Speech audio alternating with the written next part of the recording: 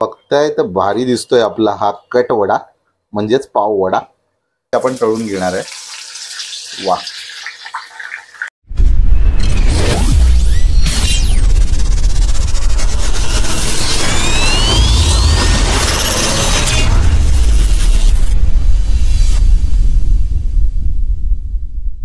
नमस्कार मंडळी, मी प्रणय बोलेकर पुन्हा एकदा आपल्या सगळ्यांचं स्वागत करतो आपल्या जर्नी विथ प्रणय चॅनलच्या नवीन ब्लॉगमध्ये. मित्रांनो, दिवाळी झाली. दिवाळीमध्ये फराळ गोडधोड भरपूर झालं आणि आता वेळ आली होती काहीतरी चटकदार खाण्याची. सो आज मी मानसीला सांगितलं होतं काहीतरी चटकदार बनव. सो तिने बनवला आहे पाव वडा. पाव वडा तसं बघायला गेला तर एका प्रकारे हा कटलेटचाच प्रकार आहे, पण याच्यामध्ये पावाचा वापर केला जातो ब्रेडच्या जागी आणि त्याला व्यवस्थित फ्राय केलं जाणार आणि ती खूप चटकदार लागते. त्याचबरोबर लसूणची चटणी जर सोबत असेल तर खाण्याची मजा काही वेगळीच असते. तो आज आपण बनवणार आहोत पाव वडा. हा व्हिडिओ नक्की तुम्हाला आवडेल. व्हिडिओ आवडला तर व्हिडिओला नक्की लाईक करा. तर मंडळी, आता या रेसिपीसाठी लागणारं साहित्य आपण बघून घेऊया. त्यासाठी 8 ते 9 असे उकडलेले बटाटे घेतलेले आहेत. मानतीने सगळे बटाटे उकडून घेतलेले आधीच. त्यानंतर इथे चण्याचं पीठ आहे. त्यानंतर इथे मीठ आहे, हळद आहे, हिंग आहे. त्याचप्रमाणे भाजीसाठी घेतलंय आपण आलं, हिरव्या मिरच्या, तिखटवाल्या हिरव्या मिरच्या, मोहरी, लसूण, कोथिंबीर आणि हे फ्रेश गरमागरम असे पाव आत्ताच मी बेकरीतून घेऊन आले. खरं तर हा प्लॅन माझा आज कामावरून येतानाच ठरला होता. लगेच फोन केला मानसीला आणि तिला सांगितलं की आज कट वडा बनवूया. ती पण म्हणाली ठीक आहे. सो आपण हे सगळं साहित्य आता घेतलंय. आता चला सुरुवात करूया रेसिपीला. आता आपण सुरुवात करतोय आपल्या रेसिपीला आणि त्यासाठी आपण गॅसवर एक कढई ठेवलेली आहे आणि त्याच्यामध्ये 2 टीस्पून तेल घेतलेलं आहे आणि आता त्याच्यामध्ये आपण टाकणार आहोत कढीपत्ता आणि त्याला परतवून घेणार आहोत. मस्तपैकी सुगंध यायला लागलाय कढीपत्त्याचा. त्यानंतर त्यामध्ये थोडी आपण मोहरी म्हणजेच राई टाकून घेणार आहे. राई टाकल्याने वड्याच्या भाजीला खूप चांगली चव येते.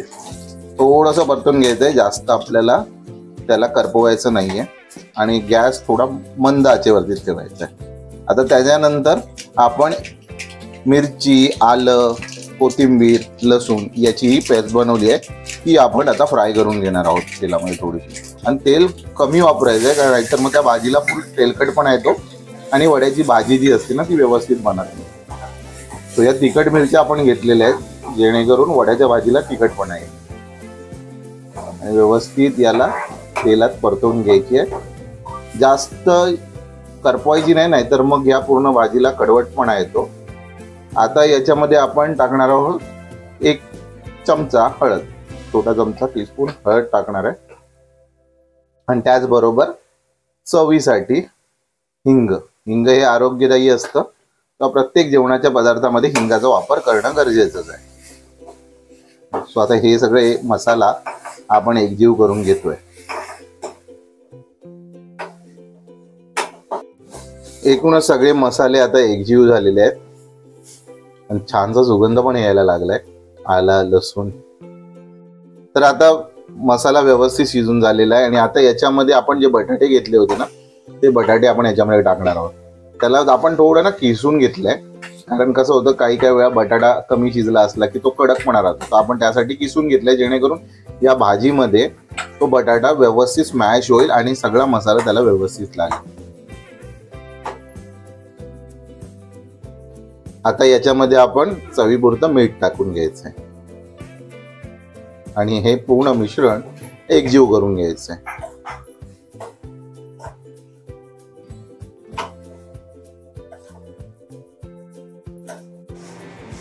तर आता भाजी आपली एकजीव करून झाली आहे आणि याच्यामध्ये आता छान अशी कोथिंबीर, भरपूर अशी कोथिंबीर टाकायची.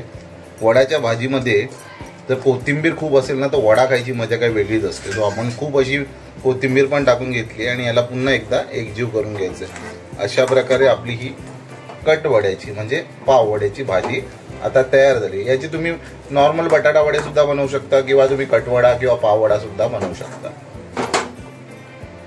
आता आपण सुरुवात करतोय कट वड्याच्या आवरणाची मेकिंग आणि त्यासाठी आपण घेतलंय हे चण्याचं पीठ म्हणजेच बेसनचं पीठ. त्यामध्ये थोडी हळद टाकून घेतली आहे आणि पुन्हा एकदा यामध्ये सुद्धा आपण चवीपुरतं मीठ टाकून घेणार आहे. ऑलरेडी आपण भाजीत मीठ टाकलंय त्यामुळे याच्यात थोडं कमीच टाकायचं आहे जेणेकरून बॅलन्स होऊन जाईल. आता पाणी टाकून याला एकजीव करून थोडं जाडसरच आपल्याला हे करायचं, कारण पावावरती ते राहिलं पण पाहिजे आणि चांगला क्रिस्पी असा आपला कटवडा बनला पाहिजे. त्याला एकजीव करून घेतोय आपण. तर अशा प्रकारे आपलं हे आवरण बनतंय. याच्यात थोडंसं पाणी टाकून घेणार आहे आपण, कारण खूपच जाड झालंय. थोडं पाणी टाकून याला आपण लिक्विड फॉर्म मध्ये आपण बनवून घेतोय.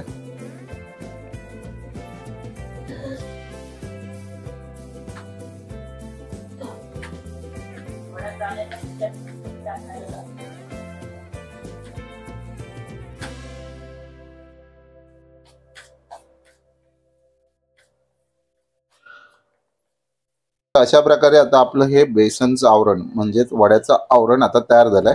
याला आणखी क्रिस्पी करण्यासाठी याच्यामध्ये तुम्ही सोडाही टाकू शकता, पण आपण घरीच बनवतोय त्यामुळे आपण याच्यामध्ये सोड्याचा वापर करत नाही आहोत.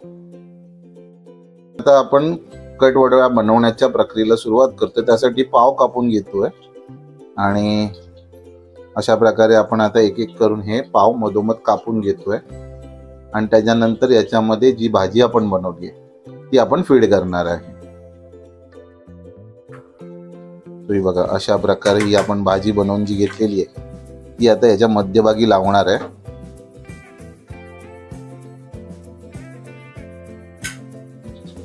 त्या कढईत आपण तेल गरम करायला ठेवल्याने तेल आता बऱ्यापैकी तापलेलं पण दिसतंय आणि इथे आपण पावामध्ये भाजी भरून घेतलेली आहे आणि आता याला यामध्ये डीप करून आपण तळून घेणार आहोत त्याच्यात. सो एक एक सुरुवात करूया. तर आता हा बनवलेला पाव आपण या बेसन मध्ये डीप करून घेतोय व्यवस्थित आणि तेलात आता आपण सोडणार आहोत. सो हा गेलाय आपला पहिला कटवडा तेलामध्ये. दिसायला तर फारच यमी आणि टेम्पटिंग वाटतंय, कारण हा फुगतो आणि फुगल्यानंतर याची खायची मजा काय वेगळीच लागते.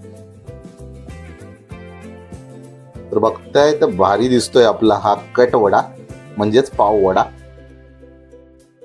तसा हा एकंदरीत कटलेस सारखाच असतो, पण कटलेस मध्ये ब्रेडचा वापर केला जातो आणि इथे आपण जे आपले नॉर्मल पाव असतात त्यांचा वापर करून हा वडा बनवतो. कटलेस जास्त फुगत नाही, पण हा पाव खूप फुगतो आणि त्याच्यामुळे तो खाण्याला खूप छान लागतो. जर याच्या बरोबर लाल लसूण चटणी आणि तळलेल्या मिरच्या असतील ना तर खूपच मजा येऊन जाते. तर अशा प्रकारे आपला पहिला कटवडा आता रेडी झालाय तळून आणि त्याला आपण काढून घेतोय आता व्यवस्थित. हो भारी एकदम व्यवस्थित तळला आहे आणि आपण त्याला काढून घेतोय गाळणीमध्ये, जेणेकरून याच्यामधलं जे ऍडिशनल तेल आहे ना ते खाली टोपामध्ये उतरेल.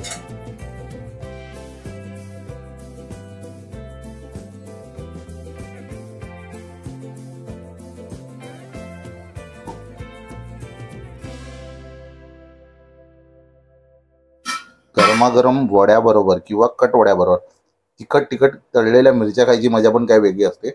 आपण मिरच्या पण तळून घेणार आहे. वा, थोडं लांबूनच शूट करतोय कारण अंगावर माझ्या पण तेल थोडं थोडं उडतंय. ओ भारी भारी.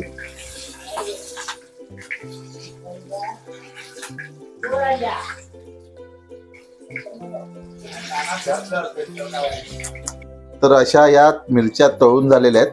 बघताय आता या आपण एका डिश मध्ये काढून घेणार आहोत आणि याच्यामध्ये मीठ टाकणार आहोत. मीठ टाकून घेतलेल्या या तळलेल्या मिरच्या त्या भारी दिसतात. आता कधी एकदा खातोय असं झालंय. तर मित्रांनो बघताय तर अशा प्रकारे आपला हा पहिला कटवडा खाण्यासाठी रेडी झालेला आहे आणि यम्मी दिसतोय एकदम. त्याचबरोबर तळलेल्या या मिरच्या आणि ही आपली घरगुती बनवलेली लसूण खोबऱ्याची आणि शेंगदाण्याची चटणी. सो बघूया कसा लागतोय तो. तर आपल्याबरोबर पप्पा आहेत आणि पप्पा टेस्ट करतात आहे आपला बनवलेला हा स्पेशल कटवडा. तो आपण टेस्ट करून बघा कसा लागतोय.